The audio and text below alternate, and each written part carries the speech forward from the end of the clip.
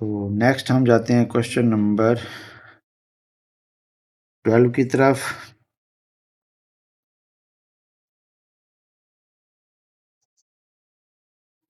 तो dear students, question number 12 हमारे पास देखें क्या कहता है।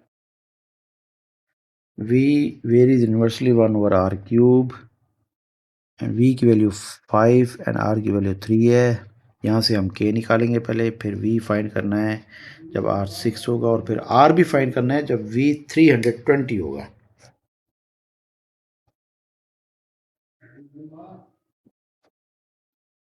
तो सबसे पहले हम इक्वेशन लिखते हैं।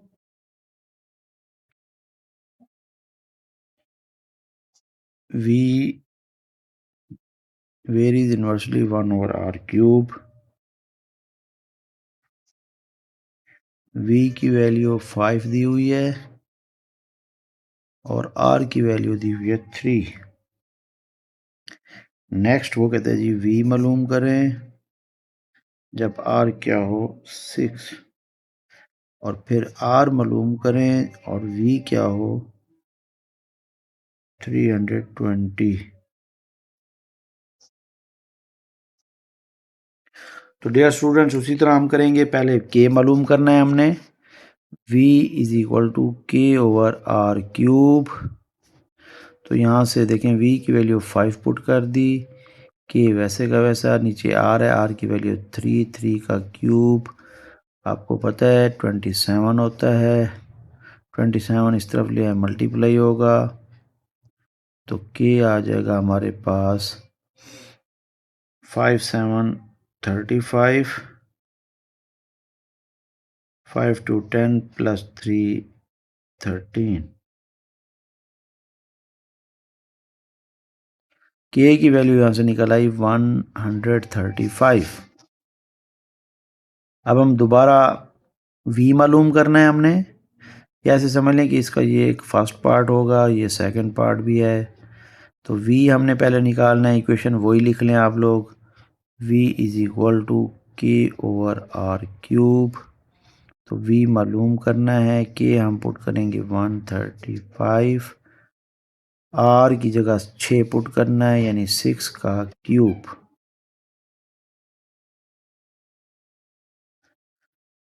तो नेक्स्ट हम आते हैं इधर, तो ये हो जाएगा v इज इक्वल टू 6 का क्यूब जो है हमारे पास dear students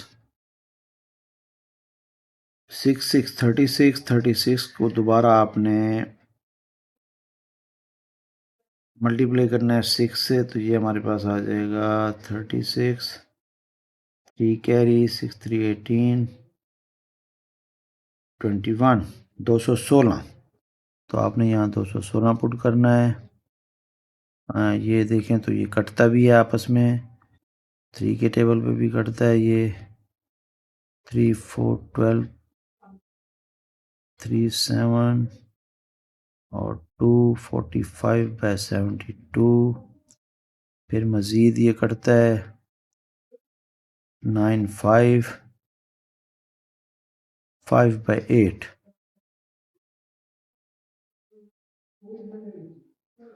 v is equal to 5/8। एक ये आंसर पहले स्टेप का आ जाएगा हमारे पास। इसी तरह हम फिर सेकंड पार्ट की तरफ बढ़ेंगे। सेकंड पार्ट हमारे पास है r मालूम करना है और v की वैल्यू 320 है। इसी का सेकंड पार्ट है ये, r मालूम करना है और v की वैल्यू दी हुई है 320। तो इक्वेशन थी v is equal to k/r³। देखें r मालूम करना है तो हम r को और v को रिप्लेस कर लेंगे, r³ इधर ले आएंगे और k/v। तो r³ is equal to k की वैल्यू वही जो हमने पीछे निकाली थी 135, v रखेंगे 320। तो देखें ये कटता है 5 पे, 5 2 10, 5 7 35, 5 6 27/72। 64।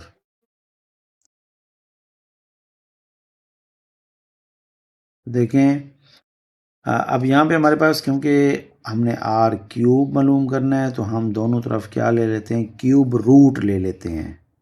तो क्यूब रूट लेने का मतलब ये है कि हमने क्यूब ख़त्म करना है, तो यहाँ भी 1/3 पावर ले लेते हैं और यहाँ भी 27/64 की पावर 1/3। ये 3 से कट जाएगा तो आर आ जाएगा। अब देखिए 1/3 है तो 27 को हम लिख सकते हैं 3 की पावर 3, और इसी तरह 64 को 4 की पावर 3 और ये 1/3। तो r इज इक्वल टू, इनको अलग अलग पावर दे के आप लोग काट दीजिएगा, सॉल्व कर सकते हैं। तो ये 3 से कट जाएगा, 3 बच जाएगा ऊपर, ये 3 से कट जाएगा तो नीचे 4। तो ये हमारे पास r आंसर होगा 3/4। तो डियर स्टूडेंट्स, उम्मीद है आपको ये क्वेश्चन समझ आ गए होंगे। इसका क्वेश्चन नंबर 13 है नेक्स्ट, वो भी आपकी असाइनमेंट है, आपके ज़िम्मे लगा रहा हूँ। उसके लिए इक्वेशन आप लोग बना देता हूँ। m varies inversely 1/n³ and m की वैल्यू दी हुई है 2, n की वैल्यू 4 है। यहाँ से k निकलेगा, m मालूम करना है, फिर n 6 है और n is equal to n भी मालूम करना है जब m दिया हुआ है 432। तो ये क्वेश्चन आपके ज़िम्मे है, बिल्कुल क्वेश्चन नंबर 11-12 की तरह है।